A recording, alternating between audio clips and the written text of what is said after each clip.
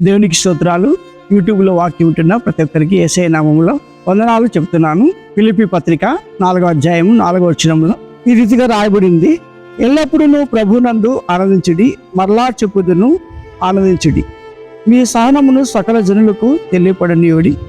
ప్రభు సమీపముగా ఉన్నాడు. దేనిని గూర్చి చింతపడుకుడి గాని ప్రతి విషయంలోనూ ప్రార్థన విజ్ఞాపనల చేత కృతజ్ఞతాపూర్వకముగా మీ విన్నపములు దేవునికి తెలియచేయడి. అప్పుడు సమస్త జ్ఞానముకు మించిన దేవుని సమాధానము యేసుక్రీస్తు వలన మీ హృదయముకును మీ తలంపులకును కావలి ఉండును.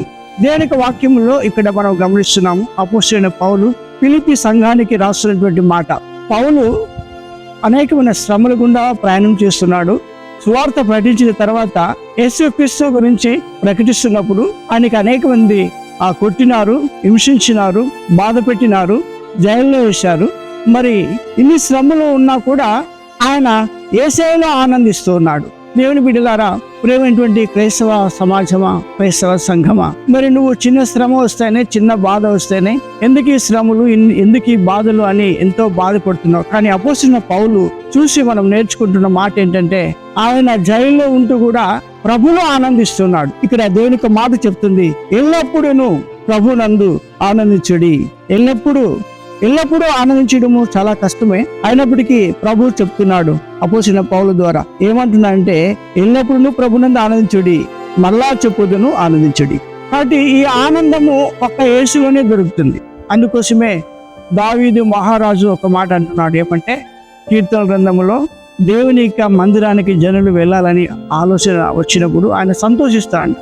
ఎప్పుడు సంతోషము, ఎప్పుడు ఆనందం ఒక వ్యక్తి కంటే ఏదో ఒక జాబ్ వచ్చినప్పుడో, ఏదో ఒక వివాహం అయినప్పుడే కాదు. కానీ మరి ప్రభు దగ్గరికి ఎవరైతే వస్తున్నారో, ప్రభుని ఆరాధన చేయాలని ఎవరైతే అనుకుంటున్నారో వాళ్ళు బట్టి దావీదు కూడా సంతోషిస్తాడు.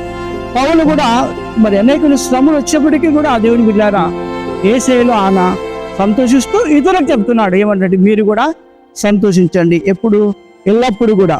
తర్వాత 5వ వచనంలో మాట చెప్తుంది ఏమంటే, నీ సహనమును సకల జనులకు తెలియపడనీయుడి. సహనము